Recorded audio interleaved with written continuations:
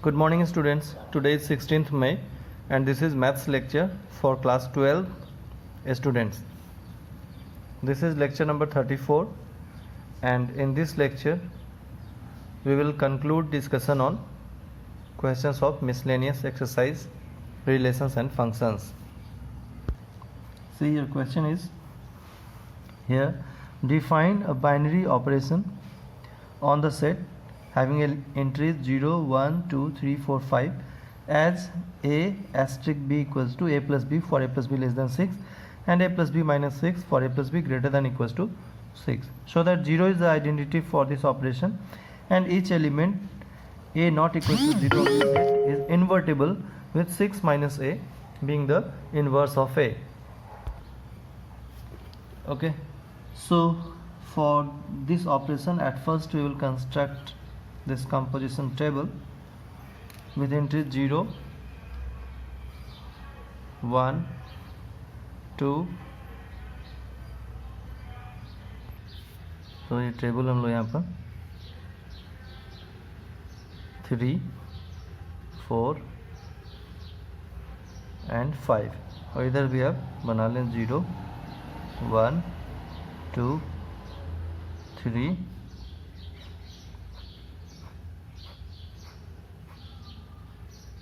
4 and 5.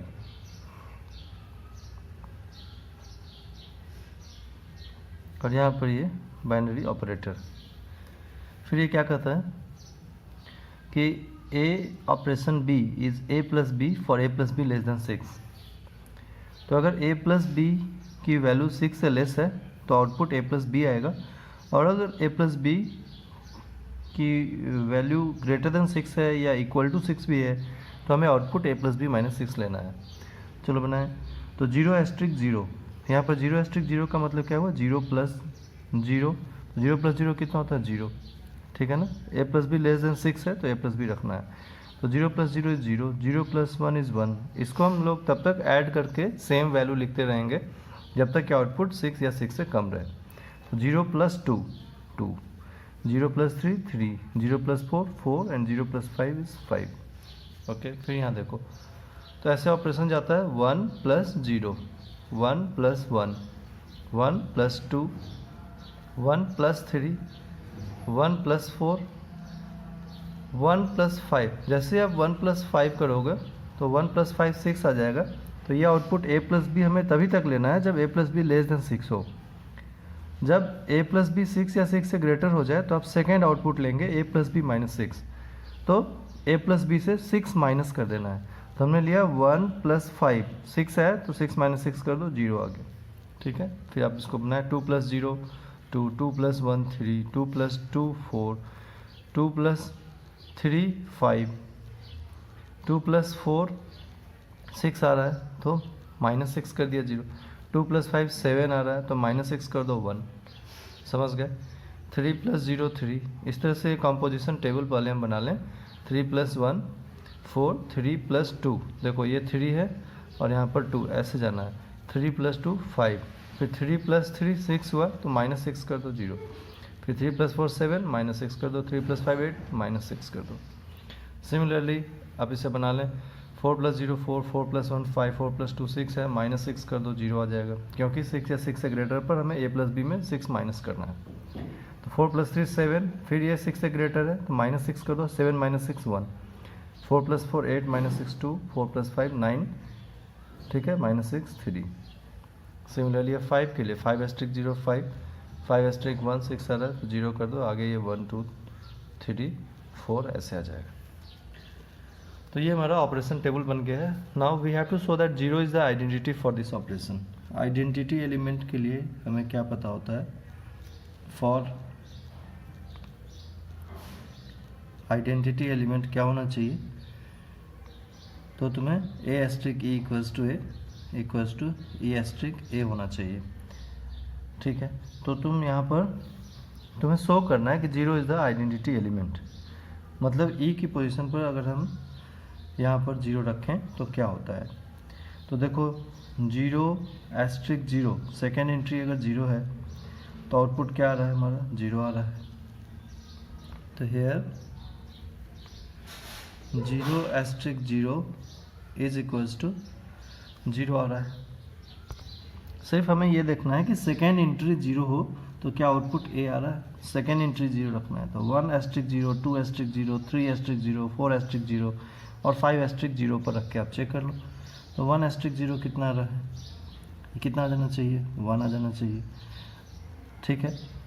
2 asterisk 0, यहाँ देखो 2 asterisk 0 कितना आ रहा है, 2 आ रहा है। 3 asterisk 0 is equals to 3 asterisk 0 is 3 and 4 asterisk 0 is 4 and 5 asterisk 0 is 5, ऐसा आ रहा है। और इसी को हम अगर रिवर्स वे में देखें कि इधर से अगर चलें तो 0 एस्ट्रिक 0 0 है, ठीक है, कॉम्यूटेटिव भी होना चाहिए। तो तुम 0 एस्ट्रिक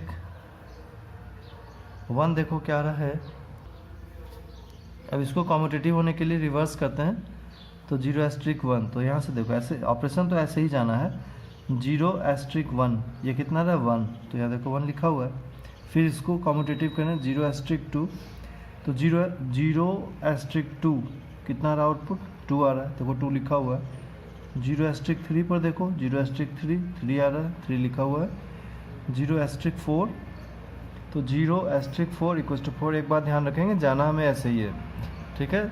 और 0 एस्ट्रिक 5 पर, तो 0 एस्ट्रिक 5 पर आउटपुट कितना आ रहा है 5 आ रहा है। तो from this, so from above it is clear that 0 is the identity element, 0 is the identity element for given binary operation, for given binary operation, ठीक है। ये तो एक बात हो गई। अब जो हमारा सेकेंड पार्ट है, and each element a not equals to 0 of the set is invertible with 6 minus a being the inverse of a. So now for invertible element,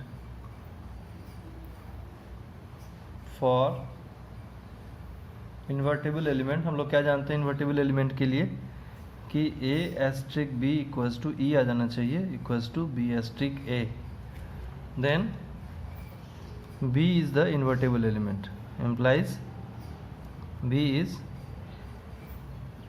invertible element। तो हमें तो ये देखना है कि यहाँ पर जो आइडेंटिटी एलिमेंट है वो 0 आ रहा है, ई आइडेंटिटी एलिमेंट है, तो आपका आउटपुट 0 आना चाहिए। तो तुम देख लो 0 कहाँ का आउटपुट है। एक बात ध्यान देंगे, क्वेश्चन में लिखा है for A not equals to 0, तो ए को 0 नहीं लेंगे, मतलब ए को इनपुट ये हम ए इधर लिखा हुआ है ए, वैसे लिखा हुआ है बी, तो हमने जाना है ए एस्ट्रिक बी, तो ए को 0 नहीं लेना है, इसको छोड़ दो। नेक्स्ट रो में आप देखें तो ये क्या है 1, तो आउटपुट इसमें 0 कहाँ पर आ रहा है, यहाँ पर आ रहा है, तो हम लिखेंगे 1 asterisk 5 equals to 0, 1 asterisk 5 equals to कितना आउटपुट बना 0। हमें आइडेंटिटी एलिमेंट आउटपुट में नहीं बताना है, तो 1 एस्ट्रिक 5 इक्वल्स टू 0 इस तरीके से। तो इन्वर्टिबल एलिमेंट के लिए 1 एस्ट्रिक 5 और 5 एस्ट्रिक 1, तो दोनों केस में आउटपुट सेम यहाँ पर आना चाहिए। तो देखो ये 1 एस्ट्रिक 5 0 आ रहा है, फिर 5 पर जाओ तो 5 एस्ट्रिक 1, देखो ये भी 0 आ रहा है आउटपुट यहाँ पर, सो ऐसा है। फिर 2 में देखें आउटपुट कहाँ 0 आ रहा है, 2 एस्ट्रिक 4 पर 0 आ रहा है, तो 4 एस्ट्रिक 2 पर भी 0 आ रहा है। तो इस तरह से हम यहाँ पर देख सकते हैं कि 2 एस्ट्रिक 4 और 4 एस्ट्रिक 2 पर आउटपुट 0 आ रहा है, ठीक है। तो सिमिलरली तुम देख सकते हो 3 एस्ट्रिक 3 पर आउटपुट 0 आएगा, और फिर हम 4 एस्ट्रिक 2 पर देख लें और 5 एस्ट्रिक 1 पर देख लें, तो ये आउटपुट 0 ऐसे बनेगा। और 5 एस्ट्रिक 1 पर भी आप देखें तो 0 और 1 एस्ट्रिक 5, ये सेम ही चीज़ को इधर ऐसे लिख दिया गया है, ठीक है। तो इस तरह से हमें ये पता लगा कि 0 इज़ द आइडेंटिटी एलिमेंट। कुछ ऑपरेशन आप यहाँ पर देखो 5 एस्ट्रिक 1 कितना है 0 और 1 एस्ट्रिक 5 0 है। सिमिलरली 3 एस्ट्रिक 3 पर 0 है, रिवर्स भी लेंगे तो सेम ही है। Similarly 4 asterisk 2 पर 0 है, 2 asterisk 4 पर 0 है. So here we can see one thing कि when 1 asterisk 5 is 0, if you write it as a asterisk b equals to 0, implies b क्या है यहाँ पर, b 5 है, b 5 है, a equals to 1 है, तो we can write b equals to 6 minus a. b को आप 6 minus a लिख सकते हैं. And which is true for every pair, which is true for every pair shown above. Every pair shown above. ऊपर जो हमने इतने सारे पेयर दिखाए हैं ये सभी के लिए ट्रू है. b इक्वल्स टू 6 माइनस ए. कोई सा भी ले लो, ये देखो 4 है और ये a 2 है, तो 6 माइनस 2 करेंगे, 6 माइनस ए, 6 माइनस 2, तो b आ जाएगा, 4 आ जाएगा. Right. So every element is invertible. Every element is invertible with 6 minus a being inverse of a, being inverse of a, except a equals to 0, except a equals to 0. और ये question में भी लिख रहा है कि a should not equals to 0, a should not equals to 0, right ना, except a equals to 0.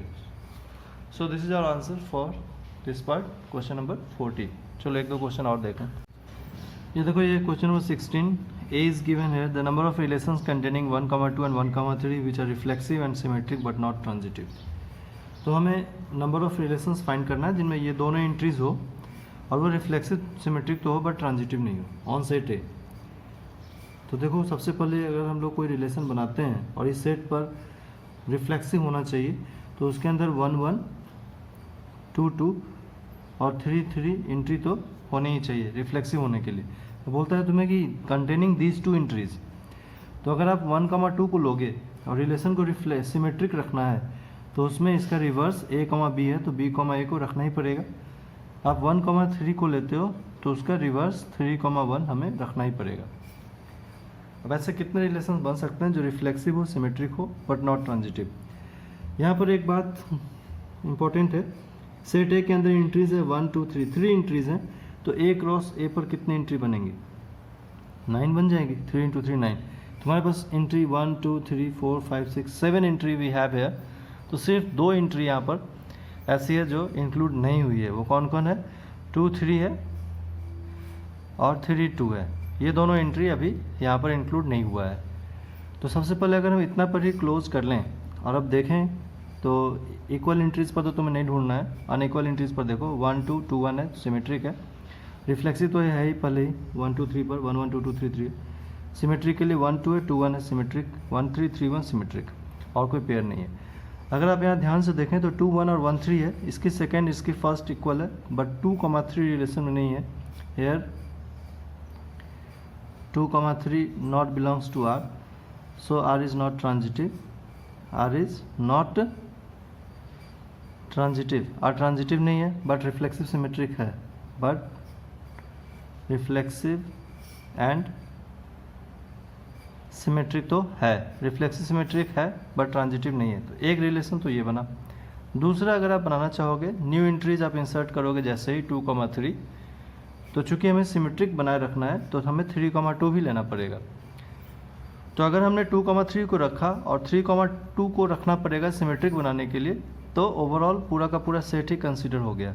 तो अगर आप whole set A cross A consider कर लेते हो ऑल 9 एंट्रीज, तो ये इक्विवेलेंस रिलेशन बन जाता है. हमें रिलेशन को नॉट ट्रांजिटिव रखे रहना है, ये मेंटेन करना है not transitive. So we can not insert any more entries now. So number of relations possible is only 1. Correct answer बनेगा choice A. Is that clear? ये भी क्वेश्चन डिस्कस कर लेते हैं. 17 नंबर. Let A equals to 1, 2, 3 is set number of equivalence relations containing 1, 2. यहाँ पर भी हमें बताना है नंबर ऑफ इक्विवेलेंस रिलेशंस में बताना है जो रिफ्लेक्सिव, सिमेट्रिक, ट्रांजिटिव तीनों हो. सबसे पहले रिलेशन रिफ्लेक्सिव के लिए 1, 2, 3 पर 1, 1, 2, 2, 3, 3 रख लें. अब उसमें 1, 2 होना चाहिए. तो अगर हम 1, 2 रखेंगे तो इसका रिवर्स 2, 1 हमें यहाँ पर रखना ही पड़ेगा। अगर यहीं पर हम बंद कर दें रिलेशन को तो 1 2 है और 2 1 है, तो ये सिमेट्रिक है, और 1 2 2 2 ये सेकेंड एंट्री इसकी फर्स्ट एंट्री है, तो 1 1 होना चाहिए, वो भी है। एक इक्विवेलेंस रिलेशन तो ये बन गया, इक्विवेलेंस है ये, इक्विवेलेंस रिलेशन है ये। दूसरा अगर आप बनाना चाहें तो 1 1, इसको मान लो R1 है, R2 बनाना चाहें तो अगर दूसरा रिलेशन बनाना चाहें तो रिफ्लेक्सिव के लिए ये एंट्रीज तो हमें कंसिडर करनी है 1 2 2 1। इसके अलावा अगर तुम 1 3 कंसिडर करते हो तो सिमेट्रिक बनाने के लिए हमें 3 1 कंसिडर करना पड़ेगा। अब फिर 2 1 और 1 3 है, तो ट्रांजिटिव के लिए 2 3 का होना ज़रूरी है, और जैसे ही मैं 2 3 को रखूँगा यहाँ पर तो सिमेट्रिक होने के लिए 3 2 फिर आ जाएगा। अब आप ओवरऑल एलिमेंट अगर काउंट करें तो 1 2 3 4 5 6 7 8 9, और सेट ए में 3 एंट्रीज ही है, तो ए क्रॉस ए पर 9 एंट्रीज ही आएगी, मतलब ऑल एंट्रीज कंसिडर हो गई है, तो इसके अलावा और कोई इक्विवेलेंस रिलेशन नहीं बन पाएगा। So in total we have 2 equivalence relations possible, okay, हाँ, विद द रिलेशंस कंटेनिंग 1 2। ऐसे कितने इक्विवेलेंस रिलेशन पॉसिबल हैं? सिर्फ 2 ही इक्विवेलेंस रिलेशन पॉसिबल हैं। सो और correct answer is choice B, okay. बाकी के जो क्वेश्चन रह गए हैं वो आप ट्राई करना होमवर्क में। It is not possible to discuss each and every question, क्योंकि तब लेक्चर की ड्यूरेशन ज़्यादा हो जाएगी, काफ़ी दिन तक एक ही टॉपिक कंसिडर होगा। So I will upload solution of the remaining question, otherwise 1-2 और इम्पोर्टेंट क्वेश्चन होंगे तो मैं नेक्स्ट लेक्चर में डिस्कस कर दूंगा, but you must try to solve remaining questions as a homework, okay. So that's it for today, thank you.